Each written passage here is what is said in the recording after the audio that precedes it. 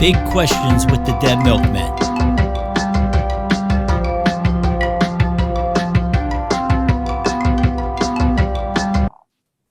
Today's big question is, if you could get the individual multi-track files to any song ever recorded, well, recorded of course, which song would it be and why? So the song I want to have all the multi-track individual files to is by the Talking Heads from 1979. From the album Fear of Music. And there's a couple on this that I wouldn't mind having, but because there's a song called Life During Wartime, but that fades out, and I'm always curious with fade out songs, how do they really end? I was talking to somebody about this earlier. They were like, I asked them a question and they were like, maybe I want to hear the multi-tracks for a song that I don't think was mixed well, or maybe I want to hear the multi-tracks because I want to hear the whole recording. And that's why Fear of Music is actually a good album for that, because there are some songs that I would change, but I want to hear the ending to Life During Wartime, and it's a rather dense song, so there's a lot to pick out on it too. But even more than that, from the same album, I want to hear the multi-track to the individual tracks to Memories Can't Wait. And it's one of my favorite songs. I heard it when I was a teenager when I got that album. And it's always intrigued me. It's a mid-tempo driving, rocking kind of song, minor key kind of that switches maybe halfway through it. Not halfway through it, 2 minutes and 30 seconds into major, kind of lifts the whole song up, and it has a long outro, like a minute long of just doing the same progression. But to me, I'm curious to know, there's sounds on it that sound like it could be guitar or keyboard, and I'm never quite sure. I listened to the remastered version from 2005. I still don't know. I learned that it was originally credited to David Byrne, at least on the album it is, but Wikipedia says it's actually written by David Byrne and Jerry Harrison, who was the keyboard player and also sometimes guitar player. I know there's keyboards in it, but I just can't figure out what's doing what. It's so weirdly mixed. And then that makes me think, and I also know Brian Eno is a co-producer of the song and the album. And I'd be interested to maybe if he could come by with the multi-tracks and tell me some stories about them. That would talk you through it? Yeah, talk me through it. But sometimes, or at least back in the analog days, and this is from the analog days, the effects don't get saved. The effects are only on the actual final mixed product. So I might not know how they got those effects, because they could be out or ear effects. And then I would need somebody like David Byrne or Jerry Harrison or Brian Eno to explain it to me. But also without the effects, I could maybe better discern what's going on with the song. So the term is baked in. They did what they call baking them in, because you wouldn't get a track like with no effects. Like when you send somebody out something for remixing, everything was baked in. So that's right. What you want to get. Yeah. So I'm imagining it was baked in. I also heard people call it printing them for future use or remixing, because if you go to another studio, you might not have that outboard effect. In the digital age, it's all software, so you can have it, I guess, no matter, I'm not sure exactly, but I think you can. It's a lot easier to bring your effects with you when you're transporting your multi-tracks. But that, I always wondered about that song. So for me, it's Memories Can't Wait. Baked in sounds more rock and roll. Dude, I'm so baked in. We got to use that in the studio from now on. Oh man, I'd like to change that, but I am so baked in. And they could reamp some of the things to get effects that way, and to get, I don't know. But these days with unlimited computer tracks, you can just print like 5 different versions of the guitar or whatever. Right. So maybe that's a computer term to print them, but and that maybe it's the old baked in is the analog. Related to what you said about hearing like the complete recording of the song, like it fades out, but you want to hear how it actually ends. Another thing that I like on albums is when you can hear little bits of chatter and conversation and weird stuff, like as they're rolling tape, they're just getting started. I like There's a that big kind of airplane stuff. going by. You get a lot of it on our albums because I never shut up. Got it. I'm just always talking. We have whole albums in the background.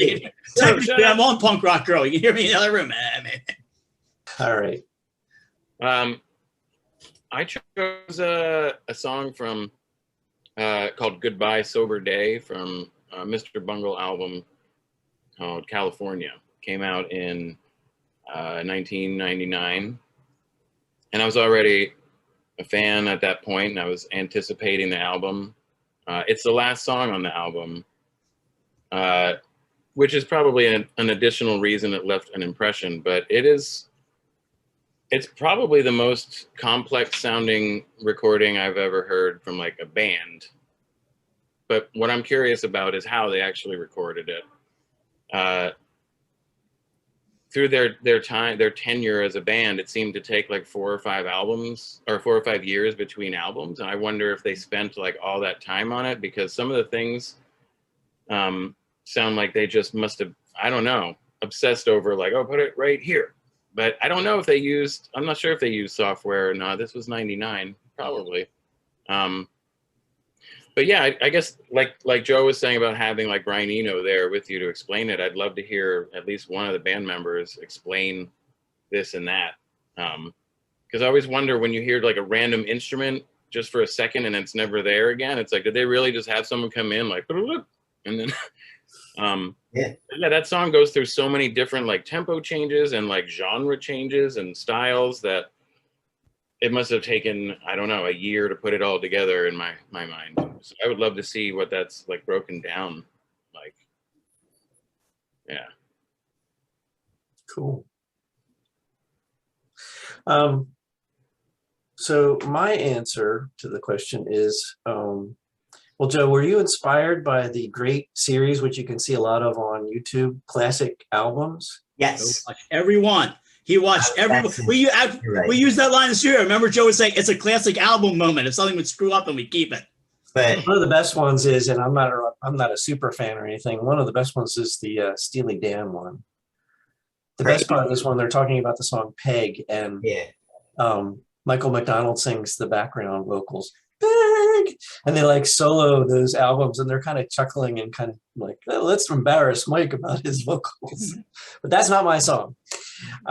My song is "Sowing the Seeds of Love" by Tears for Fears. Oh. That is a magnificent recording of an awesome song. I love the song, but it's got so many different layers to it, and it's got such a dynamic range to it. I would love to hear, each and every individual track, and yeah, I would love to hear either Roland or Kurt like walk me through it.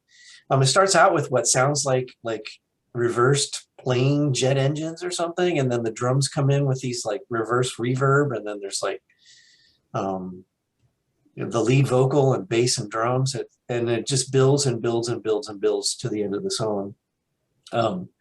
I was trying to identify a bunch of stuff on it. I hear electric piano, I hear like layered background vocals, Hammond organ, synths, of course, strings, horns. Oh, there's an oboe solo in. I think it's oboe. Could be a synth. There's like choir vocals. There's weird processed vocals like harmonizer or something. There's high falsetto vocals. There's claps. There's flugelhorn. There's guitar. And then the other interesting thing is, and I just noticed it when listening to the song again for this call, is the band got their name Tears for Fears from Arthur Janov's writings. They were interested in his writings about Primal Therapy and Primal Scream and stuff. That's where they got Tears for Fears. If you listen to the end of this song, there's like some primal screams and stuff going on in the background. It's really kind of weird and crazy. So you have to listen carefully for that. So yeah, that's the song I was thinking of. That's what I would like to hear the multi-tracks for. It- Songs from the Big Chair is a reference to Civil, the book Civil, Yes, which it we now is. know is bullshit. Yeah, there's a great Um, little A lot of Primal Scream therapy. But yeah. fan-made documentary that I watched, and we'll provide the link to it. It's only like 20 minutes long. I mean, I had forgotten how many great songs they had. They were like hit makers in the 80s or whatever. But anyway, That would probably have been analog too. what's that? Would that have been analog, do you think? Yeah, probably. They recorded analog, not computer. Maybe later in their career or whatever. Okay. Anyway. All right, my short answer is no. My long answer, I will expound. As Joe mentioned, it's weird Joe had the question because this is actually something I've talked to other musicians about. It's something I have. It's mine, and you're all free to share it. It's called the dead frog theory. And what it is I'll be talking to people about producing and different sounds and stuff, and they'll say, I'd love to get a hold of the multitracks. And I will explain that when you have them, it's like dissecting a frog. You open the frog up, you put the parts out all over, and you can put them back in and try to understand why the frog jumps by screaming, jump at the frog. But you'll just determine that the frog is now hard of hearing. You've basically killed what it is. The magic isn't the individual parts. People will think, oh, if I could just figure out what this part is and this made it. No, it's just sort of something that happened while people were there. You're not really going to learn anything. If I take apart, Phil Spector music from, like Let It Be, what am I going to learn? He used too much reverb. I understand that. Or, and I can fix it for the modern ear, but people liked the way it sounded back then. So you're not really adapting anything. Or, Rick Rubin, too much compression right there. And you can play around with it. You can lower the volume, take compression off, but it's still not going to be quite right. And the other problem I have with people doing this is you get into the nostalgia trap. And that will kill you right there. It's the same reason when you ask any musician our age to try to show them a new album and they start telling you how great the Minutemen were, you're like, no. You want to have a fun time watching this show, people? Take a sip of whiskey every time we mention an album from this century. You'll never have to go to AA. You will never get drunk. I think Dan had the newest one there at 99. You fall, and that's the thing. I would just ignore it. The only stems that I want to hear are the stems for the next remix someone sends me. That interests me. I don't want somebody taking something I did and taking it apart and saying, oh, this was this. Classic albums is great because you have the person who worked on it sitting right there. Once you hand it off to somebody who doesn't have that frame of reference, you're not going to be able to figure out a lot from it. And we talked about, and this is what I wanted to mention, those effects are baked in. So it's really difficult to pull them. I mean, for a while I used to do this. I had software where I could pull vocals off of things, and I'm pretty good at taking EQ. So I could say, okay, because I would go in and get samples of things. Okay, here's like the drum track and stuff like that. But you're not really to really be there, to really get something from it. You either had to be there when it was done and see the magic. And I know for me, someone who's Mr. Logic, the reference to magic is the best I can do. But there's just something that happens sometimes in the studio and it gets captured on tape, but you kind of have to be there to witness it. Like with Bowie's Heroes, you could listen to Tony Visconti's solo on that. But what you don't know is Visconti is jumping back and forth between two spaces he figured out mathematically to get those notes. So you're not, if you have those tapes, you're not going to figure that out. It's just always something is seen, for lack of a better term, kind of ghoulish for me, for taking somebody's work and stripping it apart and saying, oh, now I'm going to figure it out. No, just move on. Find a new band, like their stuff, write them, ask them to send you the stems for the next remix, and you can get in there and you can figure out something new and fresh. It'll be better for you as a musician. Please do not dwell in the past. And also, send me some remixes, people. I haven't had anything in a while. And the last thing I did was that Bestial Mouse remix. And everybody's like, my God, that man is a genius. That man is absolutely fantastic. And I haven't gotten anything since then. I know we've had a pandemic and everything, but don't forget me, folks. So that is my take on it. You can disagree with it, but I have Michael McDonald's beard that he sent me in the mail. I do disagree with you, but anyway.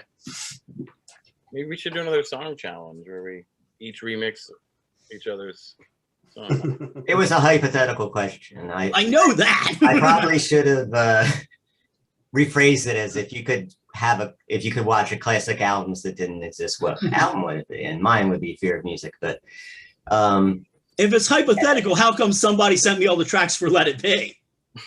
How would I know there's too much reverb? It's drenched in reverb. It's baked in. I can't get it off there. Aren't there any songs you would like to remix? I mean, it just doesn't have to be just because the reason doesn't have to be because to figure out the song. If somebody sends me the song, yes, but I don't want to go in and take somebody else's something that was never meant for my hands and remix it. Okay. No, right. no. I'm not going to. Yeah, you're changing the context of something. You're sort of dirtying history and changing. I feel stuck in the middle here because I agree with everybody. Because like the way I record shit, like I want people to think that I was doing something that I actually wasn't doing. And I wouldn't want to remix like the song.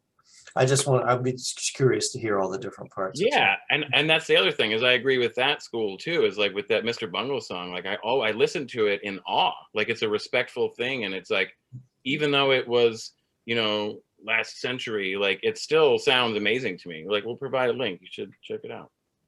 Dan, you're like the guy in Fiddler on the Roof who says, he's like, you have a good point. And the other guy, and he says, and then Tevye says to the other guy, you have a good point. And then one guy goes, how can he have a good point? And he have a good point. And Tevye goes, you know what? You have a good point. Watch Fiddler on the Roof, people. Yeah. All right. This show is gone to hell. Let's just pretend this show resides in hell. This show is going to heaven. Heaven is a place where nothing. No, that's a great song. But anyway. Oh yeah, from Eraserhead. No. Anyways, no, that's in heaven. Everything is fine. That's another Talking Heads. That is a Talking Heads song. It's allowed because it's not from this century. Right. Let's move on to recommendations. I would recommend recommendations. Okay, you're probably not going to like this recommendation, but I'm going to make it because I would like to recommend a Hulu original. It's called McCartney 321, and it's Rick Rubin kind of interviewing Paul McCartney over multitracks of Beatles songs and Wings songs and Paul McCartney solo songs. And it goes on for 6 whole episodes. It's all done with compression and reverb. It's just like I think it's in Rick Rubin's home studio. I'm not sure, but he's usually barefoot and just hanging out. I don't know. I thought it was very. I realize it's a very acquired taste, this Beatles stuff, but I enjoyed it. So was it kind therefore, of like he's talking over the tracks? Does he ever get like stuck on a story for so long they have to like stop the song? And I think it's well edited, so they don't actually. Yes, Paul McCartney likes to tell stories. It's true, and he's very generous to the other Beatles in this particular one. The dead ones, especially. Yeah, especially all of them. I would like to recommend a YouTube channel. The guy's name is, or the person's name is Oleg Berg, and I actually found this out years, or probably like 5 or 6 years ago. My cousin Woods sent me a link to one of these videos, and it's this guy takes these songs, say it's in a major key, he puts it in a minor key. Say it's in a minor key, he makes it into a major key. And it's hilarious, but also kind of amazing too. Like if you start scrolling through the videos, there's tons and tons of them. Ones that stood out to me were like Wicked Game by Chris Isaac in a major key. Even just thinking about it is funny. it's like Harry Nilsson, Without You in a minor key. I already thought it was in a minor key. And when I listened to it, I was like, holy shit, this song will make someone probably hurt themselves. On that note, yeah, that's what I'd like to recommend. I too would also like to recommend a YouTube channel. It's by a gentleman who lives in Uganda, and his handle is Afrorack, and he appears to be well, he's a musician, but he also appears to be maybe an engineer because he like builds his own equipment. One of the first videos that came to fore on his channel, it's quite likely that he built the first Euro rack synth in Africa. This is a couple of years ago. So he's got a video about all the, I mean, he said, you know, it's really hard to find Afrorack stuff, and there might be 1 or 2 shops in the whole of Africa that might sell Afrorack stuff. So he said, well, I'm just going to build my own. So he like looked up the schematics and he built his own synthesizer, which is pretty cool. The one I watched most recently, and maybe Rod you saw because it was linked by Sonic State, he built his own little electronic drum kit out of piezo microphones and Arduino little computer and stuff. It's just, I mean, he's just so crafty and clever. It's a neat. His videos seem really cool, and so check out Afrorack. Yeah, I think he spent like $50 or something to build. Yeah, it's like really it was incredibly cheap, and it sounded great. Yeah, yes. I love that necessity thing. I would also like to recommend an interview with Paul McCartney. It's the San Diego police interviewing Paul McCartney as a possible suspect in the California Night Stalker murders. They slap him around a little bit, and you'll love it. No, okay, let me go with the actual thing that I'm recommending this week. Yeah, the band Actors have a new album out, and it's called Acts of Worship. Actors are a band I've been out there hyping for a long time. There are 4 tracks available that you can get now, and you can also pay in advance for the digital download, which is 10 total tracks. If you hear these 4 tracks, you're going to want the 10 total tracks. Actors are absolutely amazing. This is their 2nd album. It's one of those cases where there's no sophomore slump. It's really, really good. Remember, folks, I was right about Ganser. I was right about Wingtips, Rose Garden Funeral Parlor. I'm obviously right about this one too. So I heavily recommend Actors. You don't have to listen to me, but remember, rock. It's your decision. The second recommendation I have, which is also your decision, whether you want to listen to this or not, it's Judson Fountain. Judson Fountain was a guy who did some radio plays. I believe they were done in the 70s out in Pittsburgh.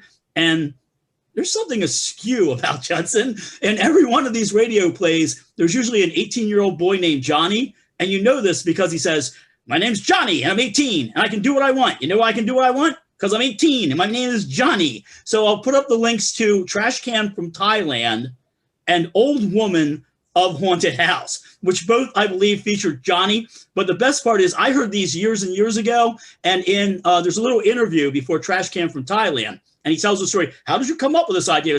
I was staying in Japan at my friend Yoshi's house. So somebody in Japan put him up for free, and he came home from work one day, and I said, you know what would be funny? If I trashed your house. And we were about to play a show at one point, and right when I was going to go on, there was a guy standing inside the stage who goes, would it be funny if I came up on stage and started trashing everything? And I'm like, A, no, and B, I'm living in a Judson Fountain play. So yeah, Judson Fountain, please check him out. And remember, rock, it's your decision.